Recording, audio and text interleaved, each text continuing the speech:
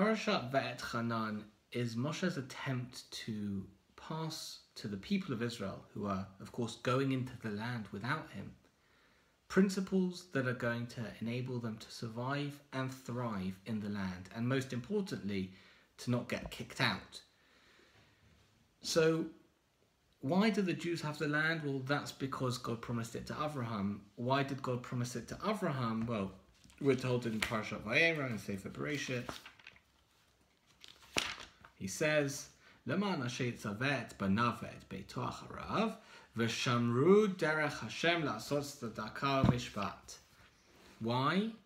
Because Abraham protected, guarded, kept his eye on the derech Hashem, the way of God, to do God's will. La'asot tzedakah mishpat. Not only that, but he got others to do it as well. He commanded his children and his household that way. It's that shmirah, it's that protecting of the derech Hashem, not just the going along with it, but the active investment in it, which is what Moshe chooses to focus on in this week's parasha. That word, in various forms, comes up 25 times. We know it comes up in the reiteration of the Ten Commandments. We hear in this week's parasha, shamor et yom ha-Shabbat v'kadesho, to guard Shabbat, to protect it, to watch it, to keep one's eye on it, as opposed to the zachor that we saw in sefer Shemot.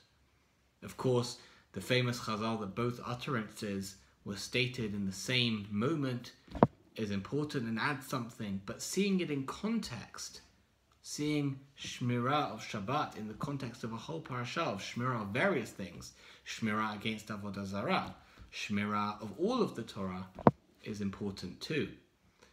And that shmirah, as we said, is essential because the relationship with God, the derech Hashem, doesn't survive in the hearts and minds of the people without active investment, without energy and exertion. And if one does not invest in it, then it unravels very quickly.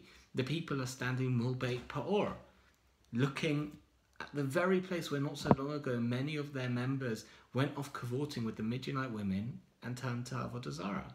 These things happen very speedily. Moshe tells the people, Ki toled banim uvenei banim, you're going to have children and grandchildren. When you have them, they're going to go off. They're going to build idols, they're going to worship them, God's going to kick them out of the land. Because of course, if they didn't guard the derech Hashem, there's no relationship with God. Why do they need the land? The land's only given to them for the full expression of the relationship between them and Hashem. So they don't need the land, they just get kicked off. They get kicked off until the point of Vikashtem Misham, that the small number who remain, they will search from the places they are in exile, and they will find God. Umatzata, they'll find him. Why did they find him? Because they searched b'chol levavcha v'chol nafshecha, with all their heart and with all their soul. That energy and that effort returns. It's the pressures of exile can bring it back. That's what's going to enable them to come back to the land. The lack of shmirah, the lack of engagement and investment is going to cause them to lose the land. The re-engagement in that effort, that exertion, that dedication to the path is what's going to bring them back. And indeed, those lines ring familiar because not long later in our parasha, we see the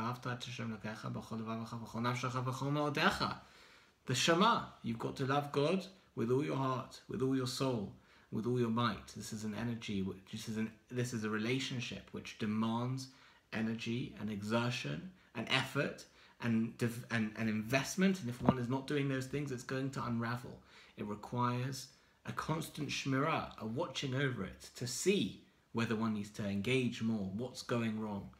And that's the message that Moshe wants to give them this week. To guard that relationship, to watch over it, to watch over all the elements of that relationship. That's the message, I believe, that he's giving them in Parashat Va'etchanan. Shabbat Shalom.